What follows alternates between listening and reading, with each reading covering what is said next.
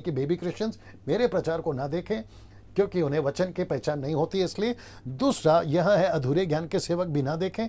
यदि ऐसे लोग देखना चाहते हैं तो लिखा है कि चुपचाप से देखें। ये देख लीजिए, चुपचाप से देखें ना। आज का विषय आपके बीच में रख रहा हूं, या जो स्क्रिप्चर है वो आपके बीच में रख रहा हूं। आज का जो स्क्रिप्चर है जिसका मैं खुलासा कर रहा हूं वह है मत्ती की किताब, उसका 6:33, ये वाला।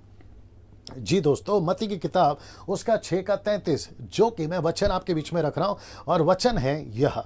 लिखा है, इसलिए पहले तुम उसके राज्य और धर्म की खोज करो तो ये सब वस्तुएं भी तुम्हें मिल जाएगी। ना दोस्तों, आपको समझना बहुत जरूरी है कि पहले शब्द है पहले। यीशु ने कहा है कि first seek the kingdom, first, पहले। तो इसका मतलब है कि सबसे पहले, ये वचन बताता है कि सबसे पहले हमारा फोकस क्या होना चाहिए। हमारा फोकस संसारिक, भौतिक और जो मटेरियल चीजें हैं, नौकरी है, बिजनेस है, फैमिली है, शादी है, बिजनेस, घर है, गाड़ी है, आपका कर्जा है, आपका हेल्थ है, आपकी बीमारी है, कैंसर है, XYZ है, बड़े बेटे की शादी, बड़ी बेटी की शादी, XYZ है, ये सब मटेरियल चीजें हैं।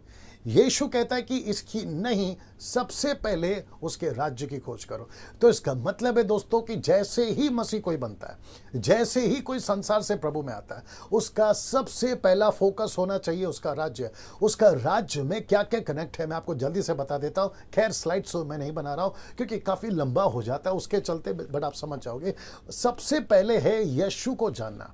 यीशु ने आपको क्यों चुना, परमेश्वर ने आपका बचाव क्यों किया, आपका उद्धार क्यों हुआ है, कैसे जानोगे? वचन को पढ़ने से। जितना वचन पढ़ोगे, इसके ऊपर मैं एक वीडियो बनाऊंगा कि आप कितना बाइबल पढ़ते हैं, मैं उसके ऊपर एक वीडियो बनाऊंगा। लेकिन फिलहाल मैं आपको पूछना चाहता हूं कि अगर परमेश्वर को जानना है तो ऐसी कोई वीडियो नहीं है परमेश्वर को जानने के लिए, क्योंकि स्वर्ग से ऐसी कोई सीढ़ी नीचे नहीं उतरी, सीडी फिल्म नहीं उतरी, लेकिन वचन जरूर उतरी है, यानी यीशु का वचन। आप जितना वचन पढ़ोगे, आपकी कैपेसिटी जितना है, 10 अध्याय, 20 अध्याय, 30 अध्याय, 40 अध्याय, आप जितना पढ़ोगे उतना परमेश्वर को समझोगे। जब आप वचन को पढ़कर परमेश्वर को समझोगे तो आप परमेश्वर की मर्जी को समझोगे, उसकी इच्छा को समझोगे। You will understand his will.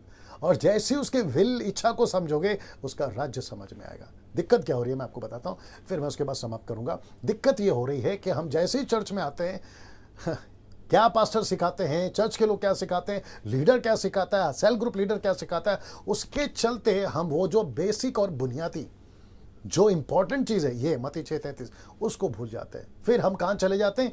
चिट्ठी बांटना शुरू करते हैं। पास्टर जी प्रार्थना कर